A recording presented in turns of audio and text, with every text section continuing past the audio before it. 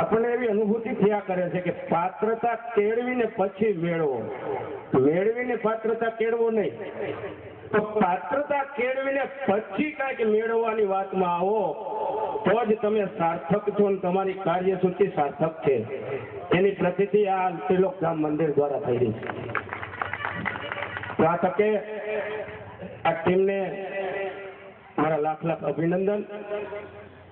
અને એની સાથે તમે જે કામગીરી ઉપાડી છે સમાજના સેવાના સ્ત્રોતમાં ધર્મના માધ્યમ દ્વારા જે સમાજ સેવા ચાલી રહી છે. ડિફરન્સ છે કે આપણે કાર્યશીલ હોય છે એટલે આપણા કાર્યમાં એવા બધા ગોચાઈ જાય છે એટલે મેઇન વસ્તુ ભૂલી જાય છે. અને માણા નથી કરતા આપણે કે સાચી વસ્તુ ભૂલીને ખોટી વસ્તુને પકડી લે છે. એટલે એવી માળામાં આપણે ફસાયેલા હોય છે. જ્યારે સંતો આપણને માર્ગદર્શન આપે છે અને કીધેલું છે કે તુલસીદાસજી એક ઘડી આધી ઘડી આધીને પુણ્યાત તુલસી સંગત સંકી કટે કોટી અપરાધ. થઈ જશે, શું થશે? થઈ જશે. એક મહિનામાં 47 દિવસથી હંમેશા માટે સેવા કાર્યમાં જ રહીએ છીએ.